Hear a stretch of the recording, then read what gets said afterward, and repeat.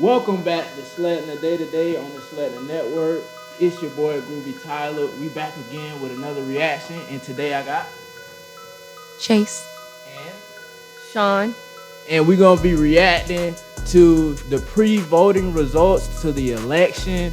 I'm gonna be reviewing this guy. I forgot his name. 1 second.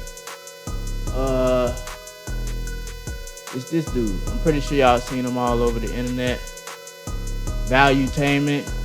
He did 25 reasons why Trump will win the election. Today's October 31st, but you're probably getting this video on November 4th. The next day is going to be Election Tuesday. People are losing their mind. Everybody's going to say, oh, this person's going to win, that person's going to win. Before we get into that, y'all go ahead and tell who y'all voting for. I didn't vote. Okay. I didn't vote this election either. But I really don't care to vote because it's just, I just feel like either which way we're screwed. So it don't make a difference. Although I did not vote, if I did vote, I would have voted for Trump as well. All right. And do you mind telling the audience why?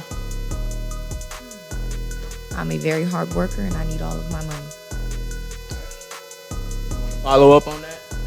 Okay, so basically I did this today because, you know, everyone knows we got a so-called black woman running for president, and these are two black women that chose not to vote because of everything that's going on. Me personally, myself, I went to go vote at the early voting poll here in Duval County, and I voted for Trump. So everybody's saying that Trump is predicted to win the popular vote this year, but we all know that it's based off electoral votes. The Electoral College chooses who the president will be. So let's go ahead and get into it. One, newspapers. You ready? USA Today, not endorsing Kamala, they endorse Biden. LA Times, not endorsing Kamala, they endorse Biden. Washington Post, not endorsing Kamala, they endorsed Biden. And they've been for many, many years. They said no. It's so bad that WAPO, even though they knew they were going to take a hit, to have 2.5 million paid subscribers. When Bezos came out and said, we're not endorsing Kamala, not him, the writers, the editor-in-chief, people resigned, people quit. But on top of that, 200,000 paid subscribers said, nope, we're out. We're no longer with you, WAPO. And Bezos still doubled down and said, we're doing this. 200 papers who endorsed Biden in 2020 are not endorsing Kamala. That's not a good sign. Number two. All right, yeah, that's really not a good sign. So they're losing donor money. Basically, people who fund the election, like their race, 20 people that supported Biden last year are not supporting Kamala, so that just shows that she's not getting the support that she needs from the Democratic Party. But why is she not getting that support? Well, first of all, I've never heard of her a day in my life until this election, for one. For two, I mean, when they had their debate, I mean, they both kind of had good aspects of what they wanted to do if they were to become elected for president. However, in my opinion, I just feel like you can say whatever. It's just a matter of will you really do that. And I do feel like when Trump was president last year, he did stand on a lot of decisions that or statements that he made during the election. He did stand on that and try to get it done. But again, I just don't know her, and and that's what I'm getting from a lot of people. Drop it in the comments if you're feeling similar to how she's feeling. I've seen that a lot over the internet. People are saying she's not relatable like Trump is. She's not seizing the opportunity like Trump is. So drop if you feel the same way in the comments. I would love to know your feedback on that. Two, you and I get judged for who we marry, who we befriend as a CEO, who we hire. And imagine if you're about to be a CEO of the biggest company in the world called the United States of America, you're going to get judged for who you choose as your VP. Kamala Harris chose a guy named Tim Walz. Nice guy. My God, he's weird. Trump chose a guy named J.D. Vance. None of us knew about this guy. I mean, we had heard of him, but we didn't know about him. It was a Vivek, Tulsi, or blah, blah. You choose J.D. Vance? Oh, I'm not with it. I don't know about this. You see him on TV. Ooh, he's good. You see him on the debate with Tim Walz. Oh my God, he is good. You see him on Jake Tapper. He destroyed. You see him on Dana Oma. You see him on long form podcast, laughing funny. I like this guy. Trump did a better job choosing the VP than Kamala. choosing Tim Walz. Not a good look. Point number 3, celebrity Do you understand what he's saying there? Or not really? So basically he's saying that Trump had a better vice president selection than Kamala Harris did. And they're hitting all the platforms that people like our age will see. Like they did a whole podcast run instead of traditional CNN run, which they did go on CNN and all that too. But they mainly focused on podcasting and stuff that's gonna reach our audience. endorsements used to matter. They're not working anymore. Taylor Swift, right after the debate, Kamala Harris, Trump. Oh my God, all her followership. This is it. The election is over with. 2 weeks later, it actually backfired. And we're not gonna go through all 25 of these. We're only gonna go through about 5 or 6 only because, you know, I just want y'all to see how the average black woman actually feels about Kamala Harris. And this ain't a whole group of black women, it's only 2 as you can see, but you get the gist of what's going on.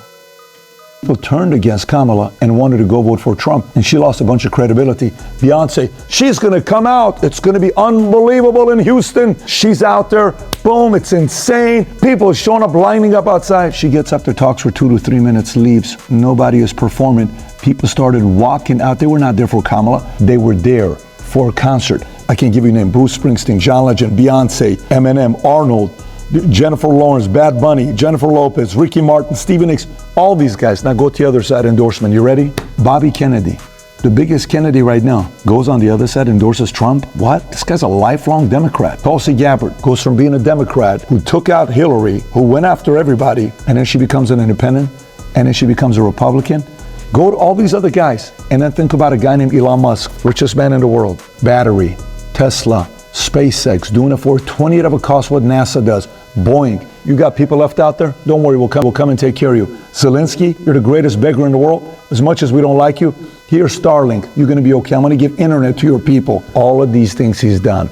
And he's coming out and saying, I'm behind Trump and I'm putting money behind it. One endorsement of Elon Musk may be more valuable than all of these celebrities combined. Very, very different type of endorsement. One is just an actress, entertainer, performer, athlete talking. The other one is involved, talking policies, issues, can get deeper on issues. Very tough for the opposition. Trump got the right endorsement. She got all the celebrities. Will it work in 2024? I don't think so. Number 4, Kamala took the strat. And that's what I think the biggest issue is of why I didn't vote for her, because she tried to use the fact that I like celebrities or that I like certain people to influence me, which you paid them, because in all actuality, they may not even think the same way as you.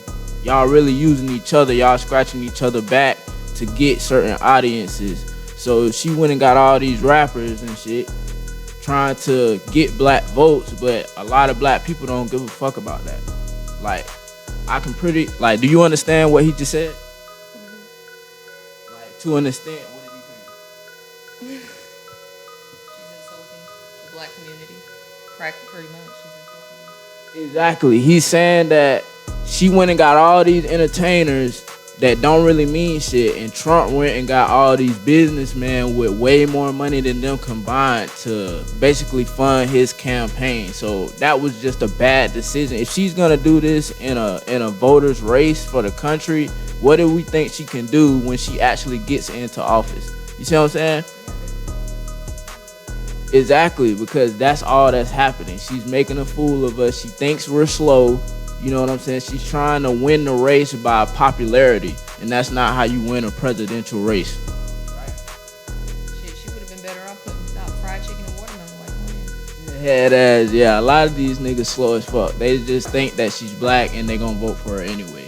But this will probably be the last. You're going to mainstream media to do all these interviews, no problem. Trump goes to Joe Rogan, gets 40 million views, 3-hour interview. More views than all of Kamala's interviews combined. She goes on Call Her Daddy, which a lot of people say, well, that's her top podcast, top 3. 800,000 views. She goes on Club Shay Shay. Shannon Sharp did the most viewed interview of all time, maybe on YouTube. 70+ million views with Cat Williams. No one's ever done that before with anybody on YouTube. No one has ever done that before. She only gets 889,000 views. She's boring. People are not interested in it. Trump went to podcasters. He came to us. He went to Schultz. He went to Theo Wan. They crushed it. He went to Bloomberg. He went everywhere. She did not go everywhere. The strategy of podcasting crushed her strategy of safe softball interviews. Number 5, when mainstream got desperate. And I agree, and that's what kind of changed the tide on me on Trump.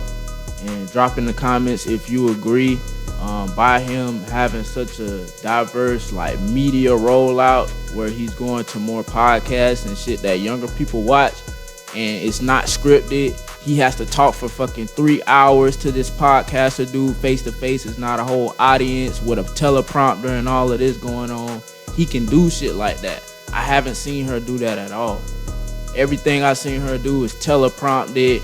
She's in front of thousands of people. She's not taking the one-on-one time to get a one-on-one conversation to see where she's really at, like on her policies and shit. Like, y'all gotta let me know how you feel in the comments about that, but that's just what I'm seeing. Maybe I'm wrong. How do you feel about it? I mean, yeah, I feel like, like you stated, with her, just, it seems like she just wants people to, like, hear what she has to say. She's more concerned with, like, being seen rather than really, like, going to doing one-on-ones and really trying to say, like, what she wants to really do if she does become presidency. It seems like she just wants really views rather than actual, like, outcome or, like, input on, like, what's really gonna be done. Like, as you can tell, like, the average people, they don't give a fuck about this shit. Like, they don't care about this at all. Like, I'm seeing this shit every day because I'm on YouTube, but they're not on YouTube like me. This is just an average, everyday two black women. For her to be trying to attack the race in the matter that she's doing media-wise, I think that's going to be her downfall. And she's not talking about policy. She's just word salading a lot of shit, reading off teleprompters. There's only so much that you can bullshit, and I think the people see right through it. So y'all let me know how y'all feel about it in the comments. I'm pretty sure a lot of people are gonna have the same views as me. Maybe not, maybe we just have different outcomes, and that's totally fine. But I would love to hear how y'all feel. But I really appreciate y'all for tuning in today to Slegna Day to Day. I am your host, Groovy Tyler. I'm Sean. Chase. And we out.